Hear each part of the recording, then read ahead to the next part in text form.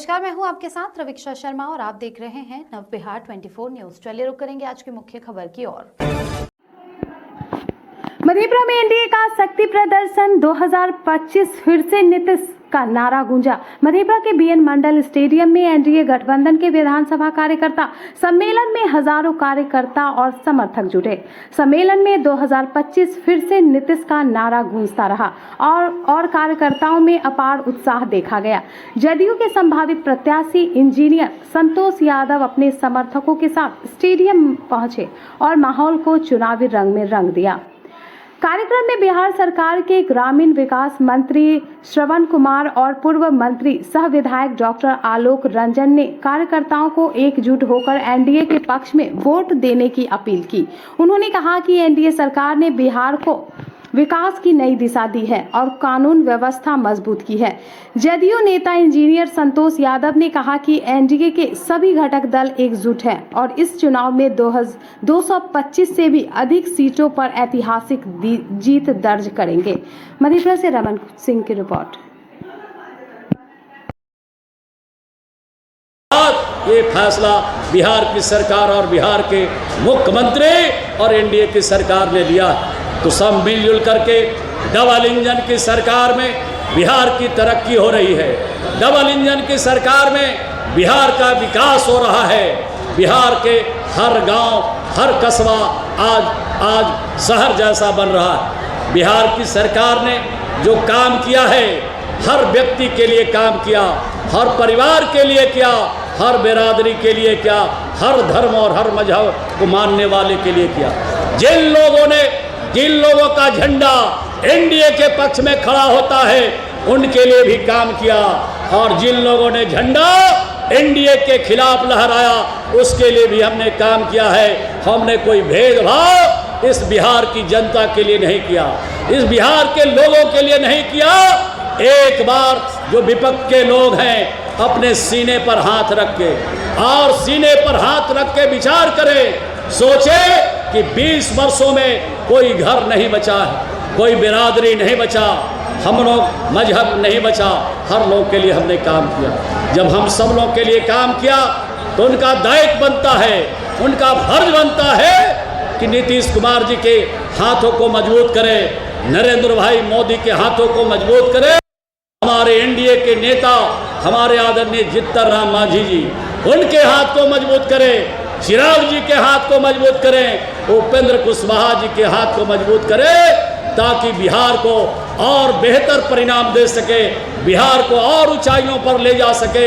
यही कहते हुए अपनी बात को मैं समाप्त। और आज मधेपुरा में एनडीए की जो है एक बड़ी जो है सम्मेलन होने के लिए जा रही है, तो क्या ये हम मान लें कि बिहार में अब चुनाव का आगाज हो चला है? अब बिहार में जो चुनाव होता है वो महापर्व होता है, लोकतंत्र का महापर्व चुनाव होता है। 2020 में चुनाव हुआ विधानसभा का, अभी 25 में होगा अक्टूबर नवंबर में। तो ये लोकतंत्र का महापर्व है, इसमें लोगों को शिरकत करना चाहिए, अपने मताधिकार का प्रयोग करना चाहिए।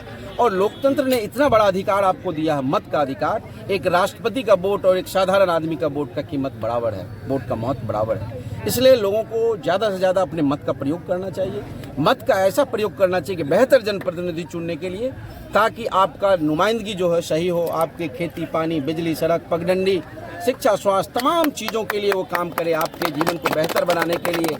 और तो यही है लोकतंत्र का जो ये महापर्व है आने वाला है। जो बीएन मंडल स्टेडियम में जो एक बड़ी कार्यकर्ता सम्मेलन होने के लिए जा रही है, तो सर ये क्या मान ले कि पूरा बिहार अब चुनावी मूड में आ चला है? पूरा बिहार भर में कार्यकर्ता सम्मेलन चल रहा है। सारी पार्टियां अपनी तरह से अपना सम्मेलन और तमाम चीज़ें कर रही है। तो ये पार्टी तो आपके साथ भी कई सारे लोग चल रहे हैं, तो क्या कहना चाहते हैं? काफ़ी लोग हमारे समर्थन में आए हैं और अच्छा लगता है। इतना जन समर्थन जब मिलता है तो मुझे भी एक हौसला बनता है कि समाज के लिए जो हम सोचते हैं उसको कर सकते हैं, उसको धरती पर उतार सकते हैं, जो विचार है उसको धरती पर हम उतार सकते हैं। सर, विपक्ष की तरफ से एक जो नारा चल रहा है 25-30 नीतीश फिनिश, तो इसको लेकर आप लोगों की क्या तैयारी होगी इस बार? कोई कहने से नहीं, जब जनता फिनिश करती है।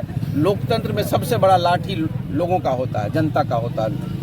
जो जब जनता की लाठी चलती है तब जाके लोकतंत्र से लोग बाहर होते हैं। इसीलिए ये लाठी तंत्र नहीं है, लोकतंत्र है। जब जनता की ताकत से कोई पटना दिल्ली में बैठे हैं और जब जनता बेदखल कर देगी तो वो हट जाता है। इसलिए जब तक जन समर्थन है सरकार को, जब तक नेता को किसी राजनीतिक दल को, तब तक वो हुकूमत करती है। इसीलिए इसको उस तरह से नहीं देखना चाहिए। जन समर्थन लोगों की ताकत से सरकार बनती है और बिगड़ती है। सर, आप भी रेस में हैं, आप भी चुनाव लड़ने के मूड में हैं, तो क्या ये मान लिया जाए कि आपकी टक्कर किनसे होने वाली है? और ये जो भीड़ है, ये क्या आपसे मतलब? नहीं, ये भीड़ हमारे समर्थन, हम लोगों को जो राजनीति में काम करते हैं उसमें लोगों ने अपना हम लोगों को समर्थन दिया। अब पार्टी तय करेगी। अगर पार्टी मुझे उम्मीदवार बनाती है तो जरूर मैं बहुत मुस्तैदी से पार्टी का जो संकल्प है, सपना है, आदरणीय नीतीश कुमार का जो विजन है, उसको धरती पर लाने के लिए पूरा मेहनत करेंगे और पार्टी अगर कहेगी तो जरूर चुनाव लड़ेंगे। बिहार के मुख्यमंत्री नीतीश कुमार जिस तरीके से काम किए हैं, तो क्या इसका बड़ा फायदा लोगों को समझ में आ रहा है? एकदम आ रहा। मैं अभी बात कह रहा था, डॉक्टर राम मनोहर लोहिया महान समाजवादी चिंतक, मैं उनके बात को याद रखता हूँ। कहते थे अगर तुम विपक्ष में रहो तो तुमको सड़क पर आंदोलन करना चाहिए, जुबान चलानी चाहिए, लेकिन तब जब तुम सत्ता में रहो तो तुम्हारा काम बोलना चाहिए। जब तुम सत्ता में आ गए तो बकबक से नहीं काम चलेगा। आपने किया ये सारा कुछ कहता है, ये सार है लोकतंत्र का। मैं मानता हूँ डॉक्टर राम मनोहर लोहिया ने जो कहा है ये बहुत वेद वाक्य है कि जब आप सत्ता में रहिए तो आपका काम बोलेगा, आपको बोलने की ज़्यादा जरूरत नहीं पड़े, और विपक्ष में रहे तो आपकी जुबान चलनी चाहिए। आज जो 15 साल से मधेपुरा में विधायक बने हैं, मंत्री भी 2-2 बार रहे हैं, उनसे सवाल करना होगा, उनकी काम का खबर लेना होगा कि हमारा शहर 117 नंबर पर क्यों है, स्वच्छता में इतना गंदा शहर क्यों है, और ये सुपौल 1 नंबर पर क्यों है। राजनीति हमारी 117 नंबर की है इसलिए हम 117 नंबर पर है, सुपौल की राजनीति 1 नंबर की इसलिए 1 नंबर पर है। तो इन तरह के सवालों को यहाँ के बेहतरी के लिए अच्छी राजनीति होनी चाहिए।